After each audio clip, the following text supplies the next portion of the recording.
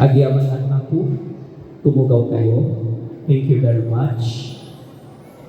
To our Campus Executive Officer, Professor Dr. Florante Victor Balatico, Sir, the three mighty deans of the smallest campus of the university, Dr. Jake Magay of CICS, Dr. J. Sibanan of CIT, and of course, my dean, because I hail from the College of Teacher Education, Dr. Wilfredo Persiano, the Dean of the College of Teacher Education. Our distinguished professors and instructors, administrative personnel, and non-teaching staff, my former professors, naging aming nga bisbisitas kayo, nga nagkapo iti local government unit, dagiti nagalnak, ganda dito itang mang buyo-buyo, mang tartari, mang gagay, kadagiti anak yo, ken kadagiti karagsakan, na guardians, asawa, anak, kakabsat, kabagyan, nga ada dito karulaan na, da kayo nga batch 2026, nga palubusan ni into lubigat, nga nag-care ka mang sango iti masakbayan, dagiti graduates iti batch 2026. Nagasat, amok na nabara, tatalaga na nabara, ken nabendisyon na aldaw, ken malen kada kayo amin. Hindi daytoy ang isang sangayan na aldaw, hindi panagyaman, ken pamadayaw, hindi pinagsubalit, panagrambak, panagsagana, iti batch 2026. Maragsakan ang unay, nangyay kong istorya, nangyay kong dagiti na pipintas na salita, sakripisyo, na ipaay tinalan na, dagiti sakripisyo, dagiti estudyante, isikasyo na sama. Dagiti sakripisyo yung amin. As your guest speaker, I will not speak to you in the usual academic language that you always hear from me. In online lectures, in research presentations, or scholarly discussions. Amok na sanay kayo kadagitoyan. Today is different, na isang sangayan kuna tayo. Today, I come not as a professor of theories. I come as a professor of practice, a fellow traveler in life. I will not talk to you about complex frameworks or technical concepts. Instead, I will share with you something more personal, simple principles that have guided me, grounded me, and shaped me whatever humble success I have achieved. These are not theories from books. These are lessons from experiences, from failures, lessons learned the hard way, and from moments of grace along the journey. My speech would be titled, The Seas of Life. C, letter C. Malagin ko pa yung elementary teacher ng agisuro at yung kabasit na ubing. No, agisuro at ubing, agisuro ng alphabet, iba kang kadakwada, ubing, kasano yung maisurat di letter C. Isurat yung manangin in the letter C. Then the pupils, the learners will write in the air. Now I ask the graduates today, can you please write the letter C on the air? Everybody, letter C. Okay? That's letter C. Amo yun, adaman ni paboritong nga letra, itinagan ko, Gilbert C. Bagulod Jr. Data, the letter C. Nga paborito. Mabalik siguro, nga ti sekreto ti agbalik nga successful iti biyak ket sa hulen nyo, iti letra nga C, itinagan nyo. But on deeper note, I realized something more meaningful. That letter C in my middle name has been quietly been present in my journey, not just in my name, but in the values that shape me. More than anything, that sea has always stood for one place that changed my life completely. The sea, Cagayan State University. The sea of CSU. Itilasod ti 16 na kawin. Manipot iti nagpurpose ko iti koleyo dito'y Cagayan State University Lasam Campus. Adu iti nagbaliw iti biyak ko. Manipot iti simple nga estudyante nga arapaap na laeng iti makaadal kasla kada kayo batch 2026. May sa amin nga nag-arapaap.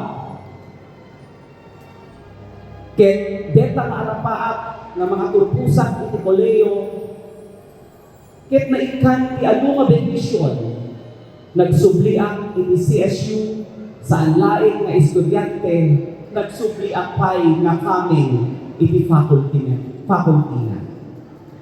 I came back as a faculty, a researcher, and now serving as university director of Cagayan State University.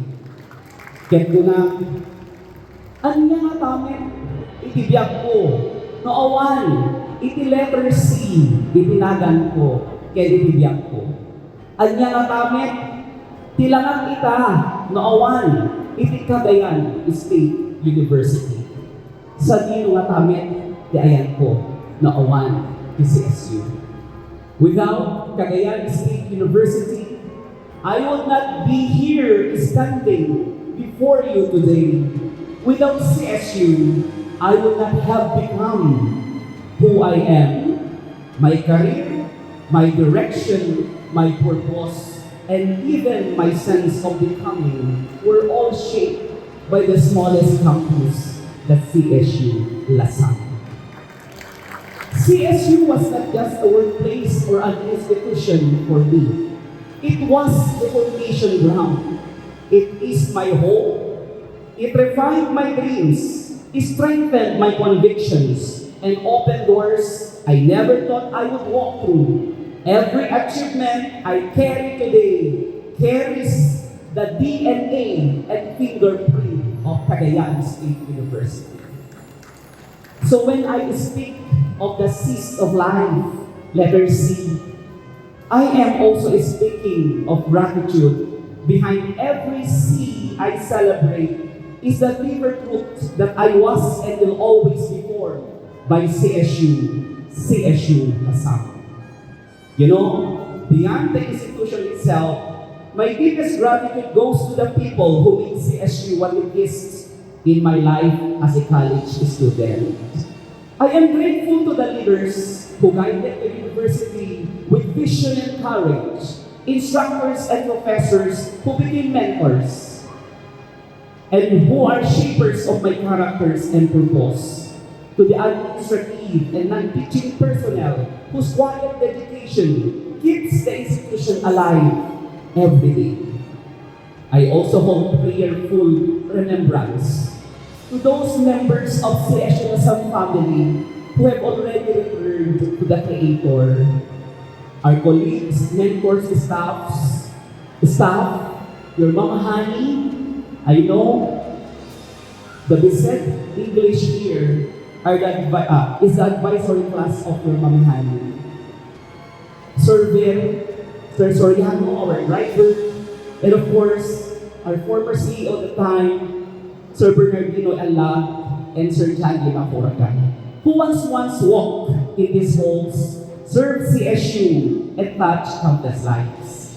I still recall when I was a college student like you. Though they may no longer be present in the classrooms, offices, or even at the guardhouse each day, their wisdom, sacrifices, and invaluable contributions shape that institution that CSU Lasam is today. I do not forget as well those who have gracefully entered retirement after years and faithful and dedicated service. During my years as a student of CSU Lasam, I look up to individuals. Sir Willie, Ma'am Lele, Sir Francis, Sir Harlan, and of course, the keepers of safety environment at CSU Lasam, your Sir Marito, who just retired last year, and many other people who have been part of my life. And who would ever forget Uncle Charlie, Sir J.R. Calamayan, Sir Bernard, Ma'am Ben, Ma'am Cathy Salva, Dr. Bibilin Senal, Ma'am Rita Colentino, Ma'am Cherry Sanut, and of course, Sir Willie Bersiano, Sir Jade, Sir Gary, Sir Mac. Those are the mighty professors and instructors then, way back in 2010. You remain an enduring part of the academic family, and I continue to honor you with gratitude, respect, and heartfelt appreciation. Of course, my deepest gratitude also goes to my former seated dean and former OSPW coordinator, Ma'am Jude, who called me while I was still at the University of St. Louis as assistant instructor and encouraged me to come home and serve CSU Lasam. That call became one of the turning points of my life, Ma'am. I also extend my heartfelt appreciation to my former professors and mentors, Dr. Perla Bautista Mampeng, Dr. Jehan Gerardo, Desi Jehan, for your guidance, friendship, encouragement, and belief in me through the years. Because all of these people, CSU Lasam became more than a university to me. It became a living community of individuals whose life sacrifices, stories, kindness, collectively shape who I am today. I remain deeply grateful to the late Sir Bernardino Alat, whose time during my college days, I began as a student leader and campus publication officer. I also honor Dr. Francisco Ocampo, then CEO of Lasam Campus, during whose leadership I entered CSU Lasam as a part-time lecturer. I am equally thankful for the leadership and trust of Dr. Remedios Pilang, and eventually, Dr. Dolores Ebral, whose during his administration, I was granted a faculty item of Instructor 1. I also acknowledge the time of Dr. Ricardo Kasaway, and now our CEO, Dr. Florante Balatico, under whose leadership, I was given the privilege of attaining the rank of professor. For I know that without your leadership, your trust and willingness to open doors for people like me, I would not be standing here I am today. Each of you being part of my story, not only as administrators of CSU Lasam, but as leaders who shape lives, born to dreams, and transform silent possibilities.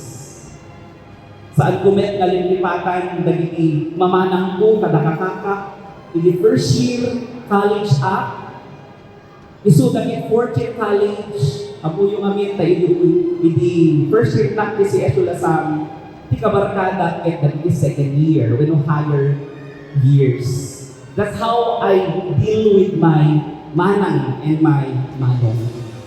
And of course, I would not forget to acknowledge my proud parents who are with us today. And of course, dagiti katatak, kadamanang ko ni Dr. Alin Tanilan, kay manang analin nga datatag jay USA Kasmestra, nagtutuloy pinagagayan ni, kay nagdamit, yakamo nagtuloy tayo nasingan gagayan ko nga ni Sir DJ. DJ Apoy ni grupo mi nga agagayan. Nga nabuo iti Cagayan State University Lasam Campus. From being a student leader and campus writer to becoming a part-time lecturer and now a professor, my journey has always been deeply intertwined with the institution and with the leaders who believed in me, even before I fully believed in myself. For this, I carry not only gratitude in my heart, but also a lifelong commitment to serve CSU with humility, excellence, integrity, and honor. But on a more serious note, the Cs I will share with you are not about letters, titles, or names. They are about principles that give direction, meaning, and grounding in life. But more than initials, the Cs are not about they are about simple principles that I hope will guide you. Nanggigutat tayo ng istorya, tayo estudyante tayo, na namimikla, hindi kasasaan ibigyan, kahit na-mention net ni Sir Lionel, naging estudyante ni si Eshu Lasam, who struggled, palubusan daknet nga road, nga ibingay ko basit, di paserting istorya, nga saan nga kan kanayon ang makita, itilikod daging awards and titles, kahit daging words nga agrugin ni letter C, nga nang bukel di kinabiyag ko, are the challenges and conquests. Gusto ka kayo? Siyempre laing kahit may isang estudyante nga naglasat kini challenges kitibiyag, kahit pakuna, my dear students, batch 2026, sampay yung makagunkod, di makunkuna ng success. You must and you should undergo the painful sharpening of life. One should undergo the sharpening of life so that you will be better, you will be stronger, you will be the best graduates of CSU Lasam. Kas may isang anak itimanalon, nakita kikirigat na itinaganak ko nung kasanuda kami ngayong sakad na nagadal. There were days when even basic allowance felt like a question mark. And yet, in the middle of scarcity, something powerful was born. Discipline, resilience, and deeper appreciation of sacrifice. We learned that education was never cheap. It was worth everything. I have seen the sacrifices of my parents. Dua kami itikabsat ko nga agpon ko lang yung ini. Pinilit itinagbasa iti si CSU Lasam. May isang umamit na tarigagay kay narapaap ko, nagbalin na doktor iti tao. But my family cannot afford to send us to school in Tugigaraw City. My ate, he was then pursuing Bachelor of Science in Nursing. Amuyo no, manalon ka, tagpaadal ka that time, tiindeman niya kurso. Pati batog mga langit at iyutang mo.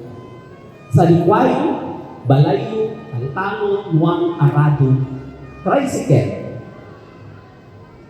Ket ko na, at basa aklatan, dita si CSU Lasam. As aside, hanunay nga nagastos, ken pagkikita kayo pa, kung nakadaling pinaganan ko. And that I pursued. Nakita hindi, agreeing iti parbaon, daging pinaganan ko, tamapanda makiburas iti mais. Because, no partner ka, hangga everyday nagapapit. Hangga everyday nga daily income mo, nga ipatulot mo, kapag paadal ka anak mo. Unless if you have established a business or you have established farming as a lucrative business.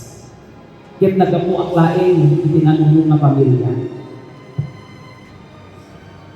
It was then I realized narigat at basa, narigat di atya. Narigat amin awan tinalaka.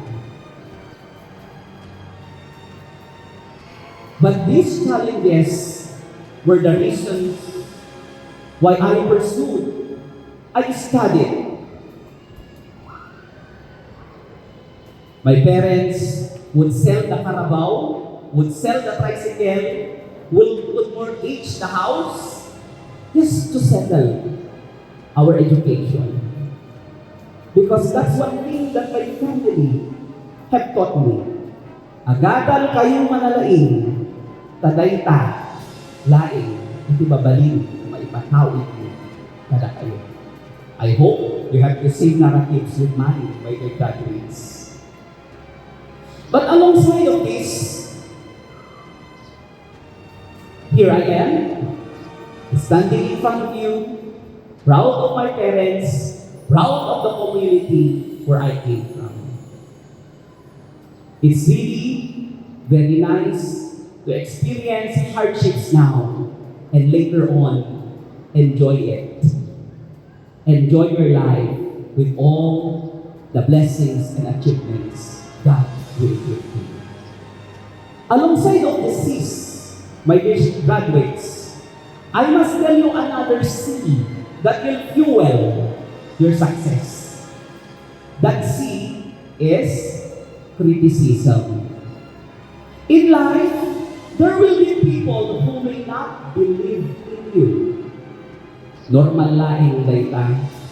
At dati karoon ba yung may bagada? At paadal kayo pa lang, may kwartayo. Normal laing dayta. There will be those who will talk about you, question your decision, and even try to dampen your spirit. Sometimes, the noise will be louder than your own voice. Sometimes, doubt from others will try to become doubt within you. But dear graduates and parents, do not be defined by criticisms because not everyone will understand your journey.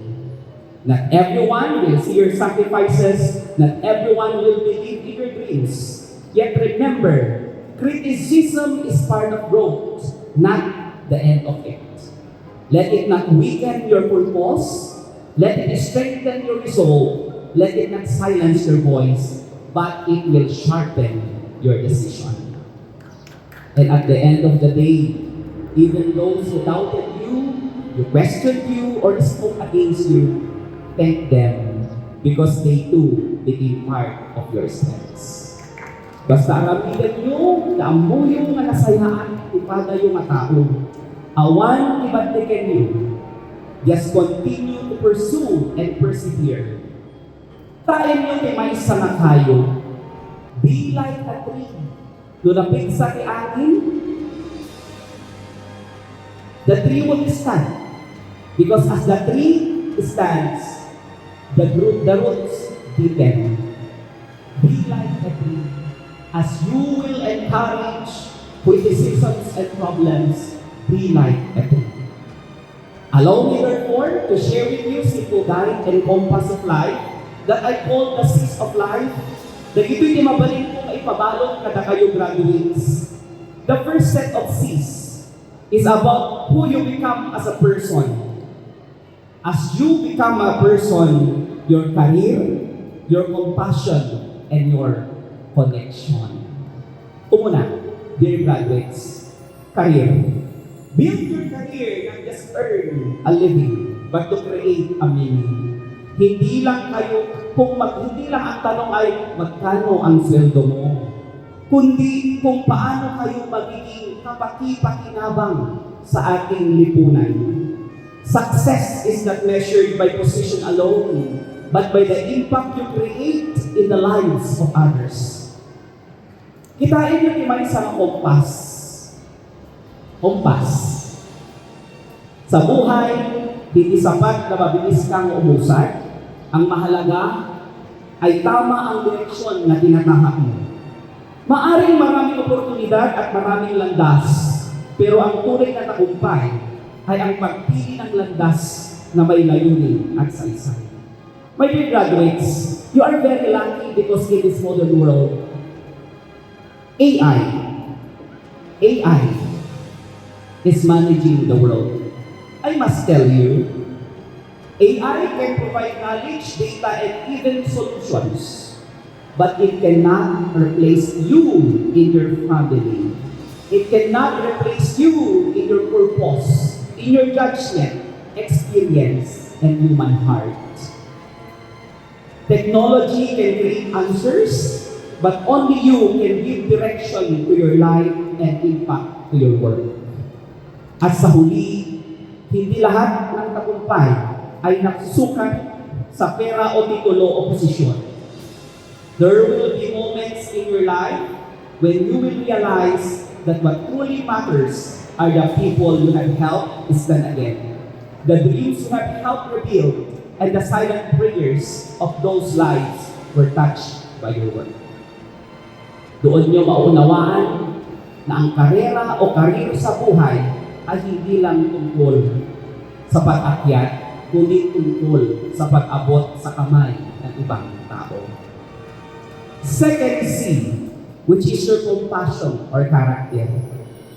In a world that is becoming more competitive, never lose your ability to care and never compromise who you are. Maging mahusay kayo, pero maging mabuti rin kayo sa iba. Intelligence will open doors, but it is compassion and character that will sustain your journey and give meaning to your success. Kaya kung ayari, dahil compassion, iti may isang kandela. Tukit kitain nyo di kandela, you do not see the candle itself, but you see the light. Ang kandila ay hindi maingay, ngunit ramdam. Hindi ito naghihintay ng kapalit, ngunit nag-iiwan ng pag-asa. Because sometimes, the smallest light can make the biggest difference in someone's life. You may be wearing your best dress, sit behind the finest desks, hold titles, positions, and power, but at the end of the day, all of these are set aside. When everything is stripped away, what remains is your light. And the question is not how powerful you appear, but how much warmth you gave. So therefore, psychologists would tell me that one of the predictors of successful employment of graduates is not intelligence, it's emotional intelligence. Everything can be learned, but to become a good person, it depends to your disposition. It is not enough to be smart. You must always be sensitive, not just intelligent, but aware of the feelings of others, the struggle behind your silence, and the emotions hidden in their smiles. Emotional intelligence is the ability to listen with understanding, to respond with empathy, and to act with compassion, even when it is not required. Maikatlo na C, we're done with the 3 C's, your career and your compassion. The third C is your connection. Pakiulit, connection. You may be brilliant. You may have the full ideas, the knowledge, and potential. But if you do not connect, if you do not express, share, ask, and listen, your brilliance remains unseen and unfelt. Because intelligence alone is not enough. It must be communicated. Kahapon, pauwi ako from Tugigaraw to Santa Teresita. Medyo nagka-problema din kay bridge kita Pigkatan. And that gave me another idea to share with you. Tulay o bridge. Tulad ng tulay, ang connection ang nag-uugnay sa kung ano ang alam ninyo at sa kung ano ang maranasan ng iba mula sa inyo. Kung walang tulay, mananatili kang mag-isa sa isang panig, kahit gaano ka pa katalino. What is the use of your great idea if it stays in your mind? What is the value of knowledge when it is never expressed? What is the power of wisdom if it's never used to uplift others. So my dear graduates, is keep your ideas, share your thoughts, ask questions, build relationships, because success is not about how much you know, but it's how about how will you connect. In real life, itutugtog ng mabiyak.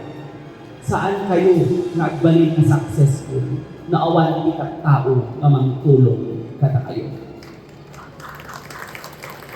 Mark my word. So without connection, even the most brilliant minds remains unheard, unseen, and unfulfilled. So build connections as you will graduate. New graduates, not just to succeed, but to serve, to inspire, and make a difference. In life, there will be people of influence, people of power, and people with big hearts who can lift you, guide you, and even help shape who you become. But that begins with connection. So never underestimate the power of kind words, sincere message, genuine act of care, because in those small expressions, you build relationship. In those relationships, you build your future. Ulitin tayo dahil talo na si career, compassion, and connection. I will introduce another set of C's. This is how you will relate to the world around you. Community, commitment, and the Creator. Let's start with community. Never forget where you come from or where you came from, my dear graduates. Your success is not yours alone. Ibagatatay ni Inang, tay Inang nga nagsaod ito'y. Your success is not yours alone. It is the success of your parents, your teachers, the non-teaching staff, and the whole CSU. Never forget where you came from. Your success is not yours alone. It's all about your mentors, and wherever you are, I ask you one thing: give back. Lift others as you rise. Kitain nyo yung tsinelas. Ang sarap tignan o para ang buhay sa isang tsinelas. Nakasuot kayo ngayon ng mahaling sapatos. Pero pag uwi nyo sa bahay, tatanggalin ninyo ang tsinela, ang sapatos nyo at magsusuot kayo ng tsinelas. Magsusuot kayo ng tsinelas kasi doon kayo ay komportable. Ganun din sa buhay. You must always find your way back home. Bumalik kayo sa pinanggalingan ninyo. Bumalik sa mga taong tunay na nagmahal sa inyo. Because no matter how far you go, it is your roots, your community that will define who you are. That's why, as you grow, do not only belong to your community, but I ask you, serve your community. Agserbi kayo. Do not just succeed for yourself, but become a blessing to others. Damagin yung ibagbagiyo. Anya, imabaling ko na i-contribute para ipagsayaatan tayo. Ask how can you uplift the community and the greater society? Because true success is not just about rising above others. It is about reaching back, lifting others, and make the community rise with you. So as you go forth and serve, carry with you the honor you have gained from CSU Lasam. Live a life of integrity and dignity. Saan nyo tutulatin? Dahil ang corrupt and never take advantage of others. Because after all, hindi yan ang tinuro ng CSU Lasam para sa inyo. The second is commitment. Ito na makasapol kayo, ipagtrabahuan nyo, dear graduates. Remember, commitment will be be the greatest value you can carry. There will be moments when your work becomes difficult. Narigat na trabaho, overwhelming, adto di targets, adto di mapaobra ni boss. Ang daming demand sa trabaho, but do not give up easily. Stay loyal to your responsibilities, your dreams and purpose that keeps you moving forward. Malagit ko pa idi nag-on kami ng Instructor 1 di si Eshu Lasam. Kuna ni Attorney Karat, who was dead, the meeting admin during our time. Do not be loyal to anybody in the institution. You should only be loyal to the institution. Meaning, your loyalty should not be upward to a person, but rather the higher values and enduring principles of the institutions you serve. Let your commitment be firmly grounded in integrity, excellence, and service. And lastly, the letter C is all about the Creator. Dear graduates, in all your achievements, never forget the one who made all things possible.